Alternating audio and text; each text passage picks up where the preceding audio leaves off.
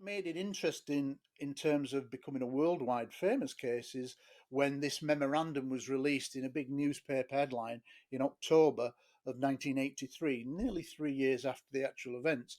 And the title was pretty impressive: UFO lands in Suffolk and it's official. And And it's it, official. yeah, That's a great news of the world headline, oh, yes. absolutely. Not for any of us to understand the world and how the world works. It just is.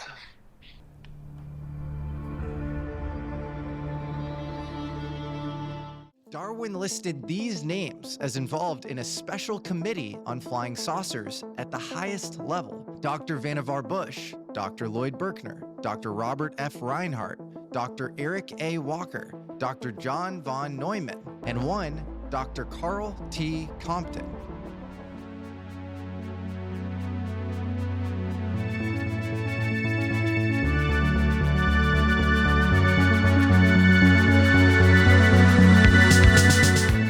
Time to fire up your systems.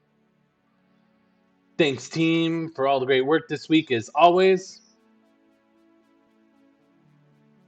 Everybody else, make sure to check out the links down in your breadbasket.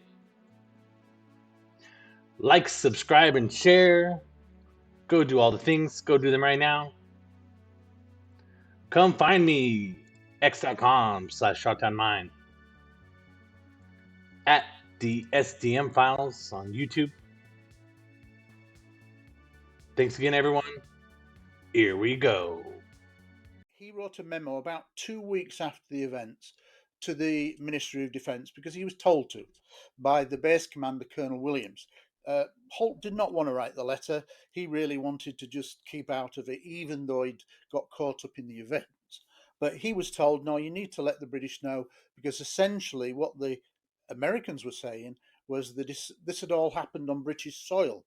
It wasn't on the bases, it was on British soil. And what you have to understand is if you've got Bentwaters there and Woodbridge there, in that middle, you can basically say there was the forest, Rendlesham Forest. So it had effectively happened on British soil, and as a courtesy, the story was write a memo, let them know. Holt writes a one-page teaser. It really was a teaser, and he played it down. Unexpected lights, he didn't call it UFO, but what the document did that was amazing, really, is one, it was on the US Air Force headed paper, so when it came out, they couldn't say that it wasn't anything to do with the Air Force, that they didn't know about it. But the 3 paragraphs are pretty amazing, because the first paragraph says that effectively on what was then deemed the first night, 2 airmen had got very close to what would appear to be a mechanical object that had landed or at or near the ground, hovering on the ground, in a small clearing in the forest. Now, this is a triangular object, approximately 3 meters by 3 meters in dimensions, with 2 meters height. Ross fucking Coulthart. UFOs, interrogations, cover-ups, the Rendlesham Forest incident. On Reality Check. So the guy he's talking to is Gary Heseltine. I'm sure he says his name at the very beginning in the introduction. He's the editor of the UFO Truth Magazine. Make sure to go check that out. Rendlesham is talked about a lot. It's even talked about by like normal people. I don't know exactly why. I've never really gone and tracked down like where the normal people pipeline is to Rendlesham. There must be a Netflix show about it. Maybe it was in one of the recent kind of Netflix shows. But I've gotten interested in it because of like that Netflix UFO project that just came out 3 weeks ago, which seems to kind of draw from all sorts of little it draws all sorts of little pieces from all of the different kind of UFOs and alien events that happened in the late 60s and the 70s and the early 80s. And so the UFO project, or at least this UFO project story, is kind of set on that backdrop, and then doesn't seem to be covering a particular or specific ufology event. It just, like I said, kind of takes little bits from ufology events from those 3 decades and shoves it into 4, fictional episodes, 4 hours of UFO fun.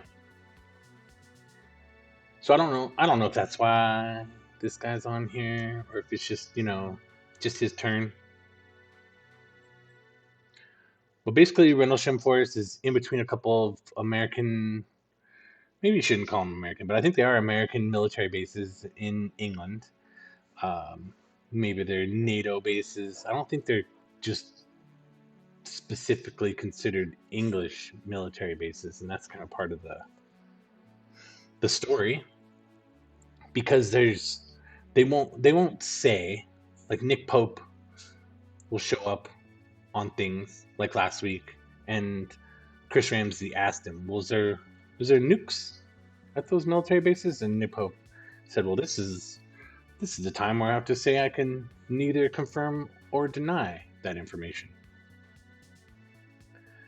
I'm pretty sure in this episode, this reality check Ross Coulthart episode, he says outright that he has a lot of sources, a lot of information that suggests that there's quite a few nuclear weapons on those military bases, and one in particular probably had the most amount of nuclear weapons of any Western military base at that time.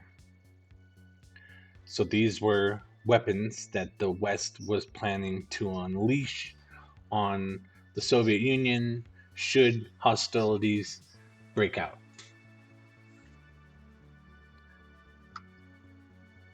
And the reason that is significant in ufology is because basically we say that the aliens and the UFOs follow the nukes.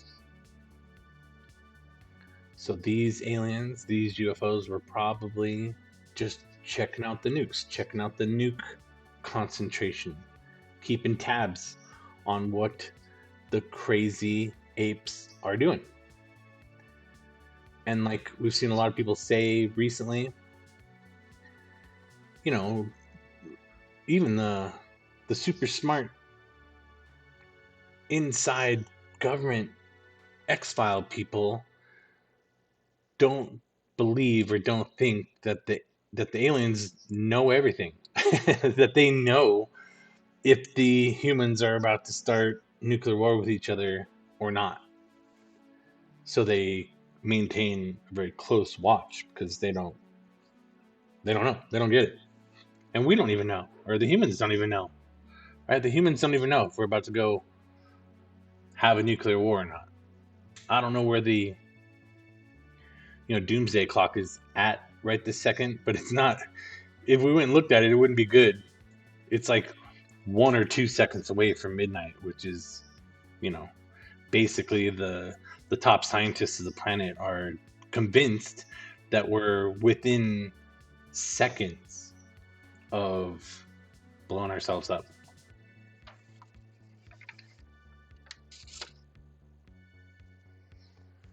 So Rendlesham's a fun story. You kind of always find the same character telling the story nowadays. He says there's lots of witnesses, but they are definitely starting to get old.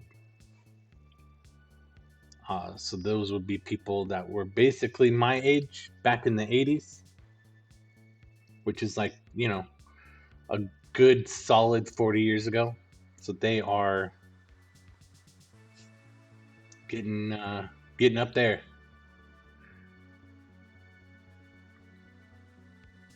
See the significant, I guess he starts it, he says the most significant part is that there's way more witnesses than what you would think when you start to read the official reports. Also that the official reporting, the official timeline is super whack. Ross Coulthart called this the Rendlesham Forest is the Roswell of the UK. And so that comparison holds in that the government has come out since the event with a whole bunch of explanations, and none of them have made pretty much any sense at all. And so the government is as much responsible for the intrigue because of how they've managed, the story. Like, if they weren't lying basically at every opportunity about everything, it'd be a lot harder to make a story about how they're lying about what's going on there.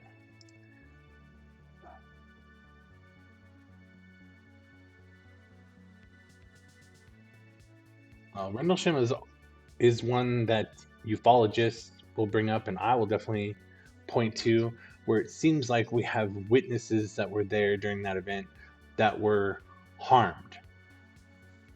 Humans that were hurt by contact with the aliens or the aliens' crafts or both. So there's witnesses that got really close. There's one, at least, that says he touched a UFO during this event, and they end up with health problems later. Burns, cancer, blindness, other immunity issues. So there's this group of British and American servicemen who were involved at Rendlesham, who later have all sorts of injuries. And the government, the American government and the British government, at different times over the years has acknowledged the harm that has befallen those guys, and mostly through pretty ridiculous lawsuits where the victims had to go and prove to the government and to a third-party government party, like a judge, that they were here, they were fine before this happened, they were hurt after this happened. And forced Western governments to recognize that, yeah, at least whatever happened, whether it was UFOs and aliens or something else unknown or something that they're unwilling to say, did hurt those guys. And it's one that I'll point out on X to the camps in ufology that make the case that the aliens are good guys, are all good guys. And everything about the aliens, everything about what the aliens are doing is good and benevolent. That the aliens have no ill intent towards humans or humanity. And so maybe it's an accident. Maybe it's not on purpose that the radiation or whatever from their vehicles and their people is causing harm to humans when they come into close contact. Maybe it's an accident.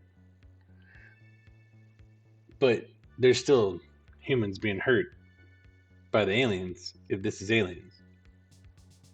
And that wouldn't seem to be very benevolent, even if it's on accident. And then there's kind of the next stage of that, which is abductions,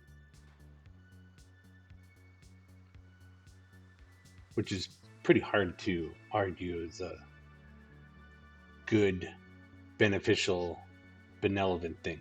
Even though they do, right? They say, well, yeah, they beamed me up into the ship. On this occasion, they didn't have sex with me, but they healed all my wounds, or both. They did have sex with them and they healed them, or they pulled them up and checked them out and said, man, this one's not good for breeding. They fixed them and put them back. So they still do argue that even in the course of abductions, that the aliens are doing something good. The abductions are a good thing. And, I think that that's nonsense. So that's how Rendlesham usually comes up for me, is kind of point to it and say, well, at the very least, the proximity of their crafts is not good for humans, usually.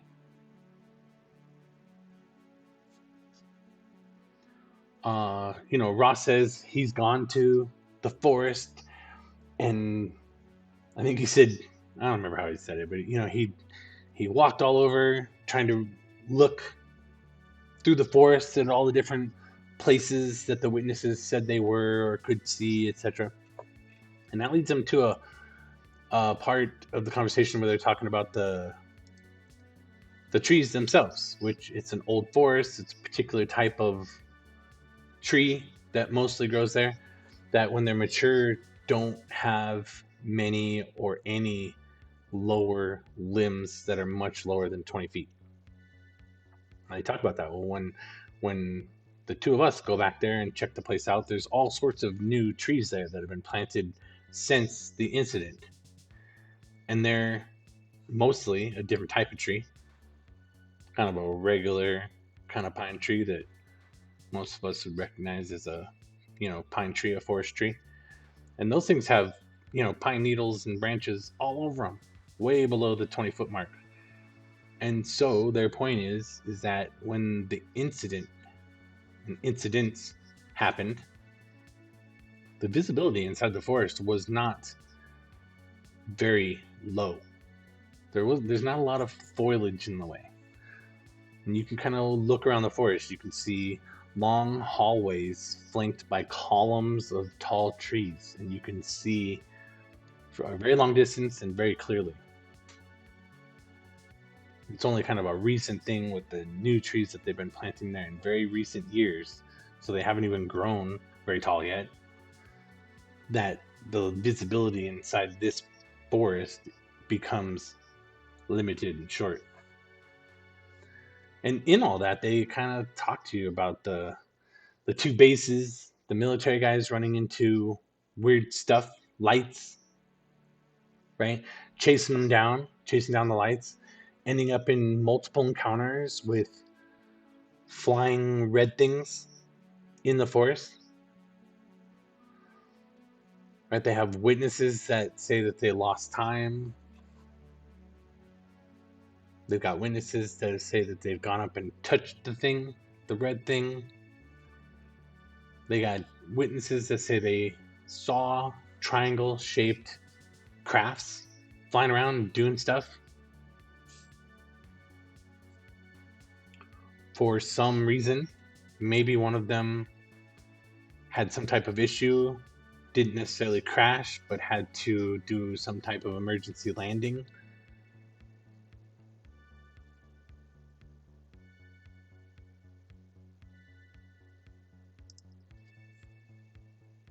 And then he spends a good deal of time here talking about the response, the aftermath, the governmental response to the military servicemen saying that this happened and that they were interrogated.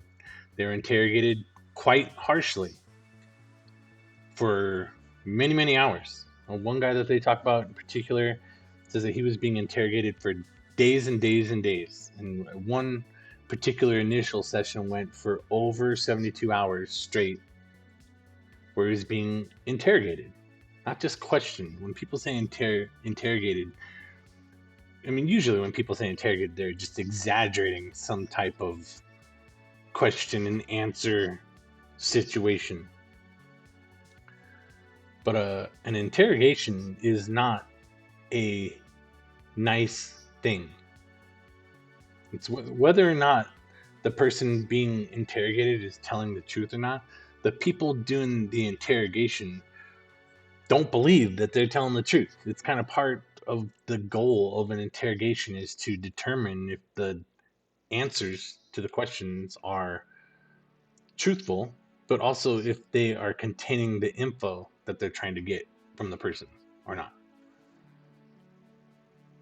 And so they say they interrogated folks for long time periods, harsh interrogations. That means they were being deprived of food, deprived of water, deprived of bathroom, put in a hot room with a light. On many instances, being given the truth serums and told to draw the pictures and go over their entire testimony again. And that's kind of putting it lightly, right? No one, at no point do they say in here that these guys were, getting beat up as part of their interrogation. But that's definitely part of the mental picture, the insinuation that you get when someone starts saying interrogation. And then even with all these witnesses in the 40 plus years, the 4 or 5 decades that have gone on since the incident, it seems like the British government, the American government, the Western governments have been covering up the entire incident.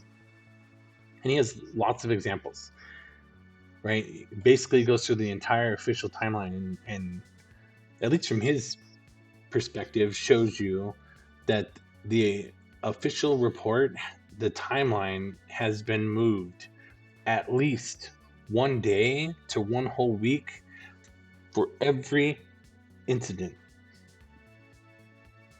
So, and he says it's not like they just took the whole timeline and moved it back a week or moved it up a week. They took each individual reporting inside of the whole incident and just moved them around.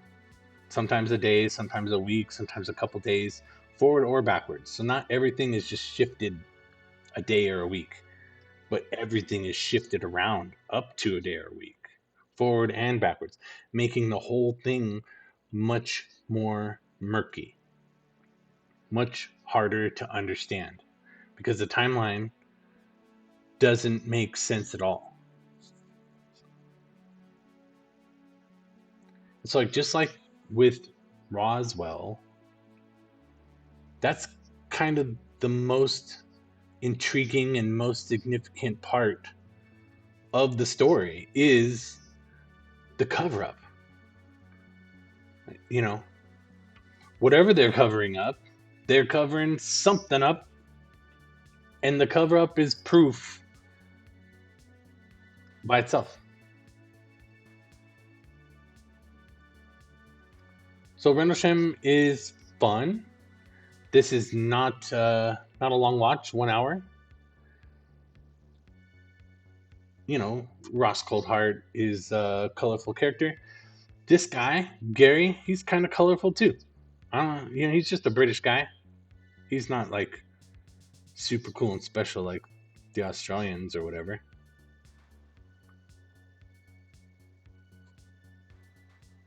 So it's a fun watch. If you're not familiar with Rendlesham, it would definitely be required for you, because this is going to be a fast, fun way to catch up on that event.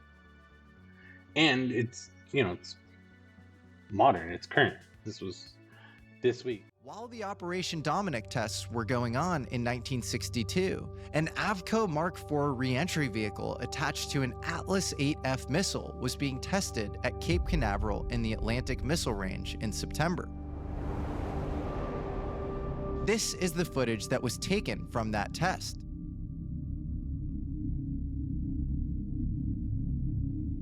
At the 4-minute and 40-second mark in the video, an object appears to phase itself into existence alongside the re-entry vehicle, which is traveling at 20,000 feet per second, or Mach 18. The official US Air Force NASA post-flight report even states that the object's quote-unquote origin or identification could not be determined.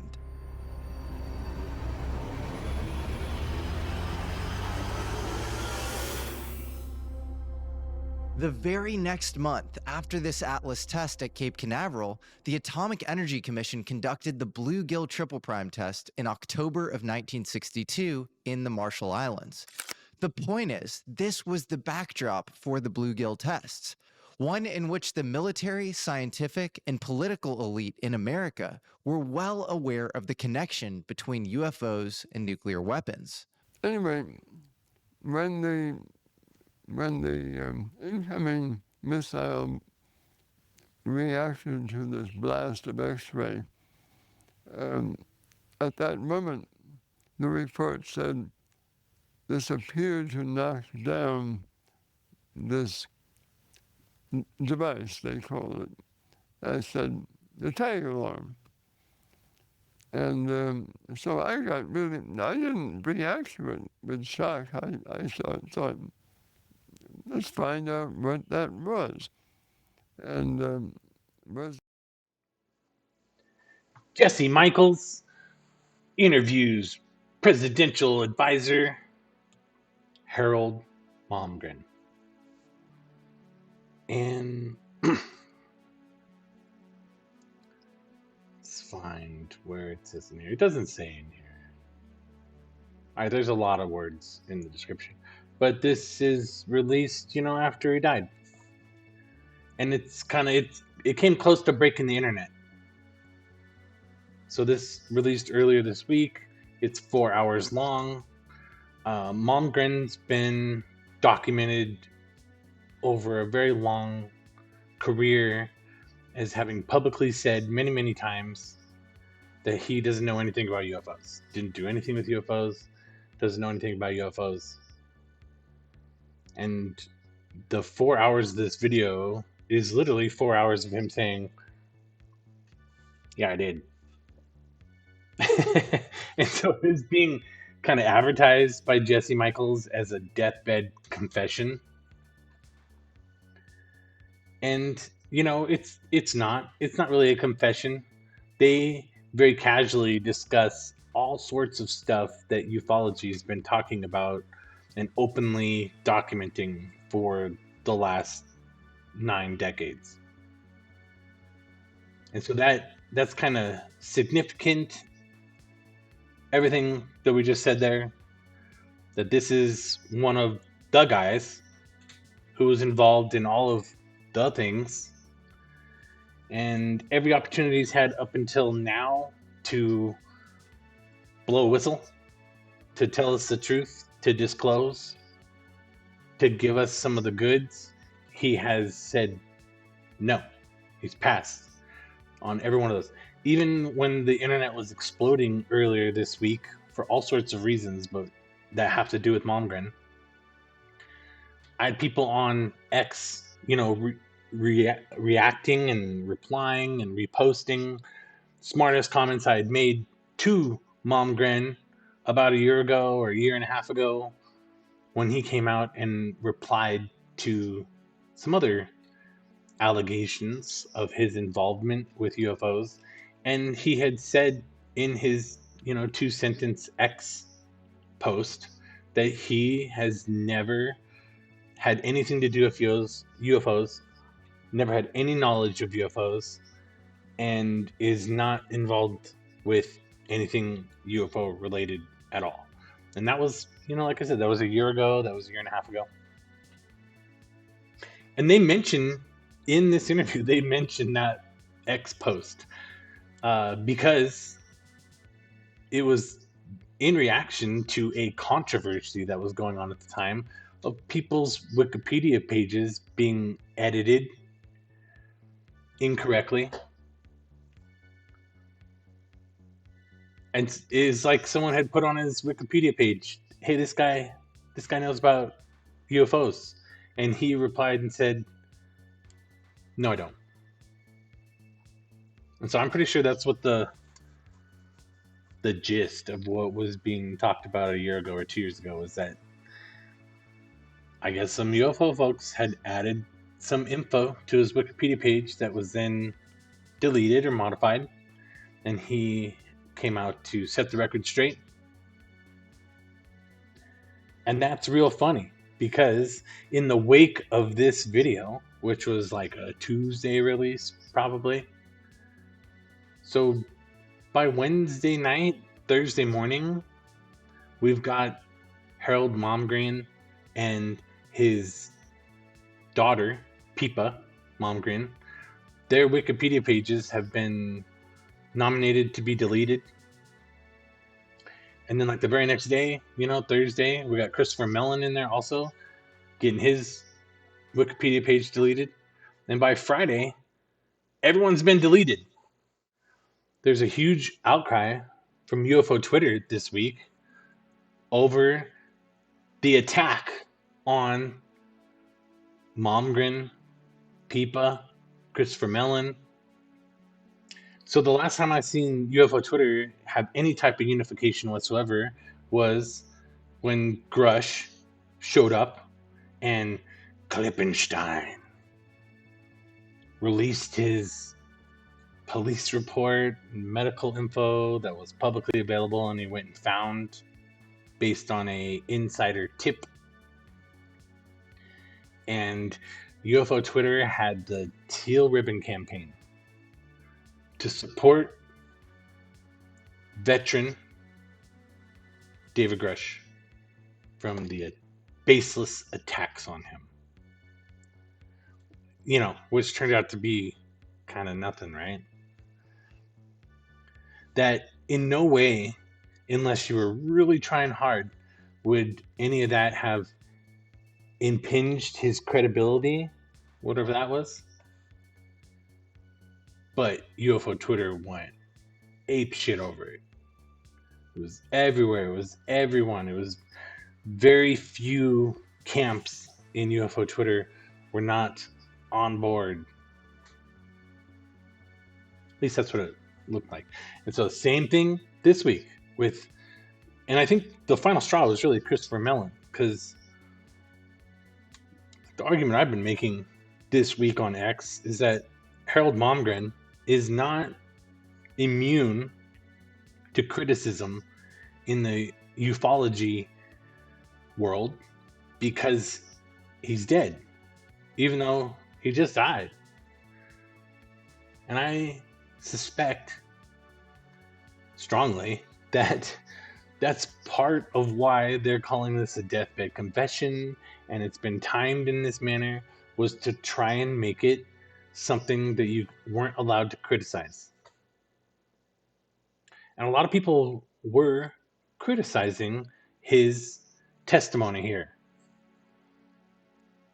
And they were being attacked as one of the people who are doing this evil Wikipedia thing, or just a bad person now that needs to be excommunicated from the church because you spoke out against one of the new saints.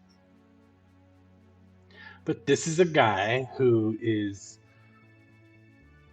even if we're not going by ufology canon, which we kind of should be if we're doing ufology, right?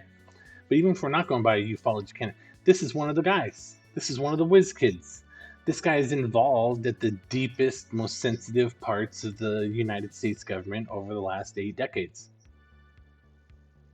Not just UFO stuff, but ufology contends that UFOs and aliens are deeply intertwined in nuclear, which makes them deeply intertwined in nuclear geopolitics. And so this guy has spent 8 decades being involved and denying his involvement and basically directly lying to us, including a year ago when he said, I got nothing to do with UFOs, nothing. And so now here he is on his deathbed, just casually discussing UFOs and aliens at every level of his career over the last 8 decades. And that they were widely known at the highest, most sensitive levels of the United States government. They called them tag-alongs, had all sorts of nicknames for them. Nobody at those levels were surprised when it came time to talk about flying saucers and little green men. The military guys were not surprised. Anyone who had seen any of these nuclear test videos were used to seeing tag-alongs, and that they were recovered. Pieces of them have been studied and passed around. I don't remember, but it's a very long interview. They cover a lot of topics. I don't remember if they actually talk about much aliens. So I don't think they mention the alien bodies or the live one that they kept at Roswell, but they might have. Right? They make the switch here kind of in the middle to sort of the modern age where the advanced tech is being extracted from these tests and these crafts.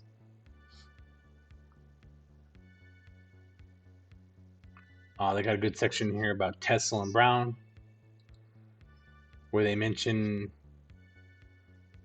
John Trump, Donald Trump's father, being involved with and being involved in the topmost levels of government and being one of the people involved with recovering Tesla's stuff, going through it, turning it over to the government.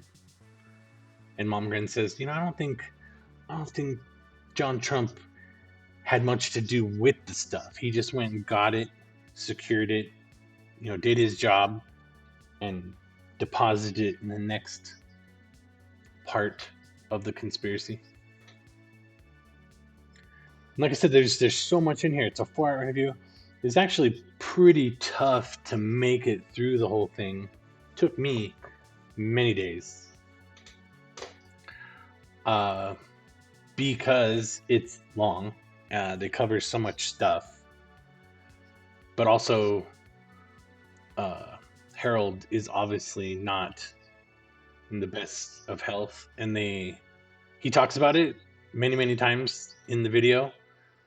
And you get to see Jesse, the way that he's patched the interview together, talking to Harald on the phone on some occasions, or talking to him in the study with his daughter.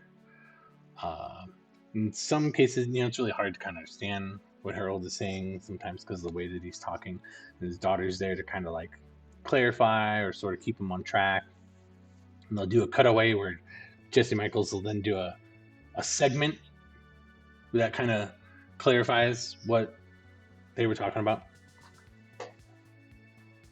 So it's not an easy watch. Man, people burned through it right away, and then the internet went fucking wild. And they're going wild for all sorts of reasons, because this guy is the guy, or one of the guys. He's been there, he's been in the rooms, he's been at the places. He says he's touched one.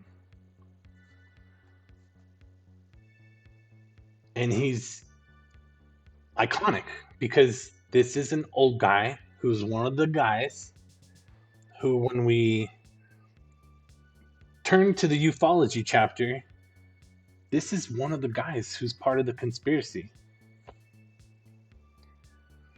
Even if he's kind of like a useful idiot, so to speak, he's part of the conspiracy at the deepest levels of the government, which are the shallowest levels of the conspiracy, right? And he's been, if we're to take his testimony at face value today, then he's been lying through his teeth to us about UFOs and aliens for the last 8 decades. And so then today, he's not lying anymore. Casually mentions UFOs and aliens for 4 hours with Jesse Michels. And so it seems like, if we go through each one of these little factoids in here, that he is corroborating a lot of ufology with his testimony. Remote viewing, Majestic 12, the Trinity test, the Bluegill stuff, Project Dominic, tag-alongs, crash recoveries.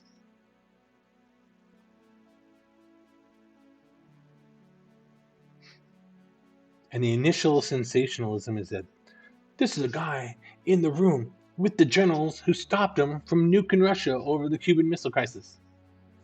And a couple others. They saved the world on many occasions.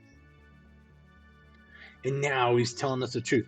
But if you watch the interview and you're a student of ufology, you probably recognize right away that this is an interview that you probably could have given at any time.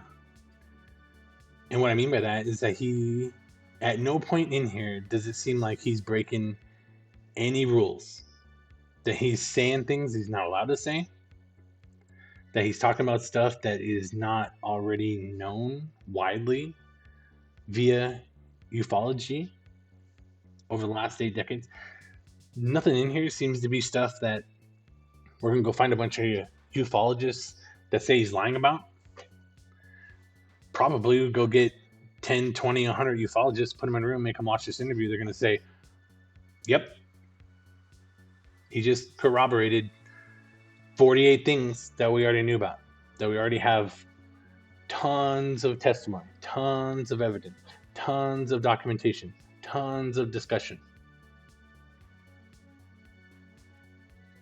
So there was never at any point in here where I was like, oh, that's a thing. That's a new thing. We didn't know that. No, it's all just more of the same. And so I think he could have given this interview like 10 years ago. He could have given this interview 20 years ago.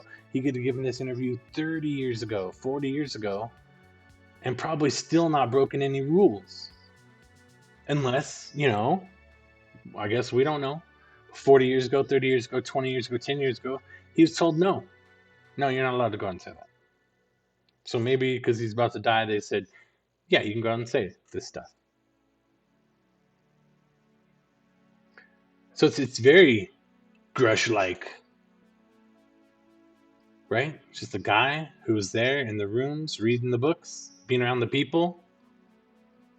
And when we get to this point, and we really look at it closely, really just kind of regurgitating well-known ufology.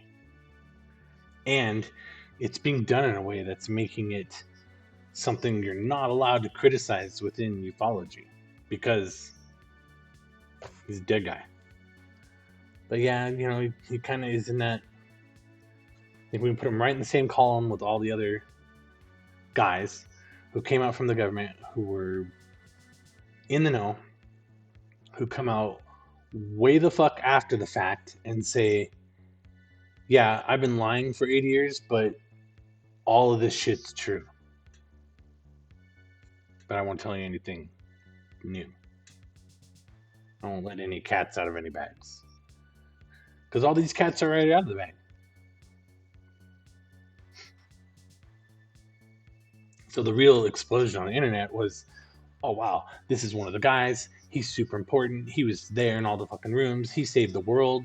And here he is corroborating like every piece of accepted and known ufology over the last 80 years. And so there was that first wave. The second wave was when the Wikipedia for him and his daughter there start getting attacked. UFO Twitter comes together and just fucking throws a shit fit. We got whatever, the Good Show with Matt Ford. Is that what he calls himself? Kind of a crazy wacko in the ufology world. Most people don't take him very seriously. He's a fundamentalist.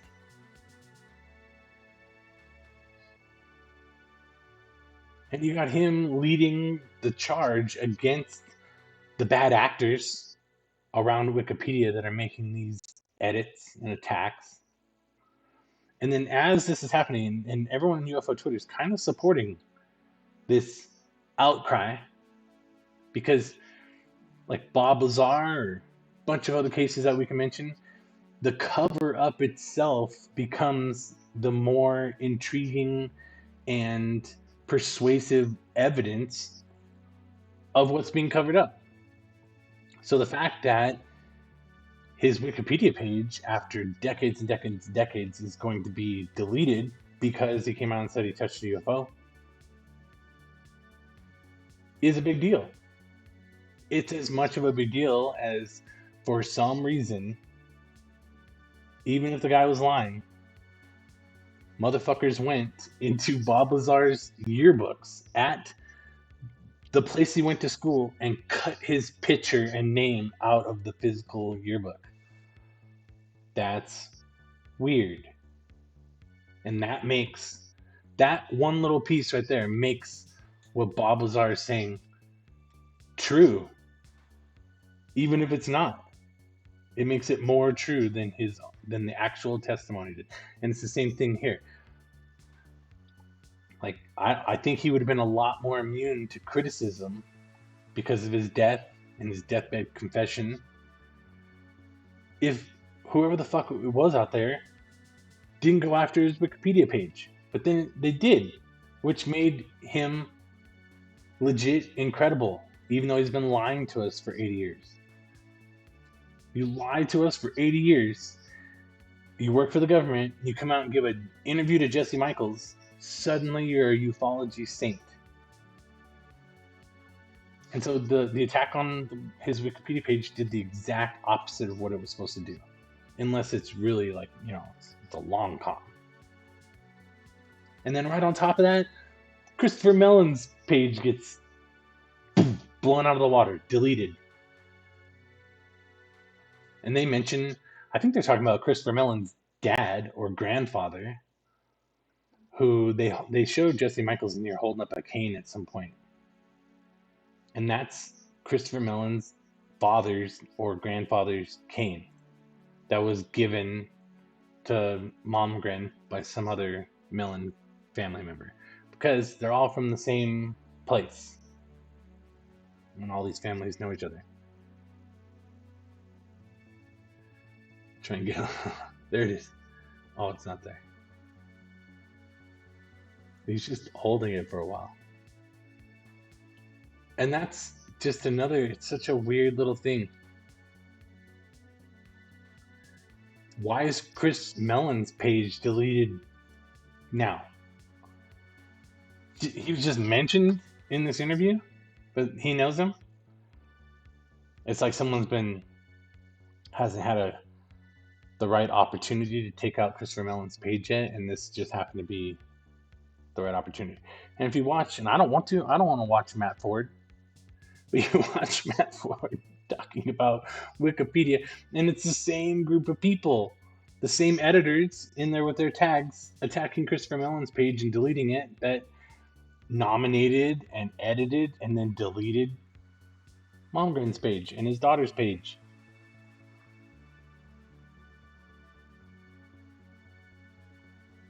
Which we have later in this Ross Coulthart's second half of the News Nation Reality Check Week is the Q&A. Public servant, the Q&A that he does at the end of each week. And in this Q&A, basically have him saying all that same stuff. He won't take it to.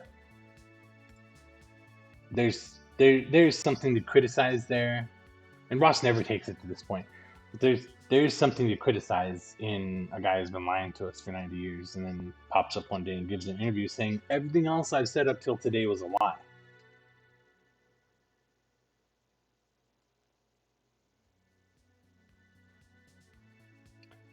Ross reacts to Malmgren's UFO confessions. But he piles the hay on the other side where he says, this is one of the guys. This is one of the guys. And here he is pulling the curtain back because he's going to die soon and there's no consequences. But like I said, I think if you listen to it closely, if you watch the whole thing, kind of separate yourself from the ufology saintdom that's being bestowed on him. It's also significant that he spent 8 decades lying straight to us. If we're going to take what he's saying now as truthful, then he's been lying to us for 8 decades, right?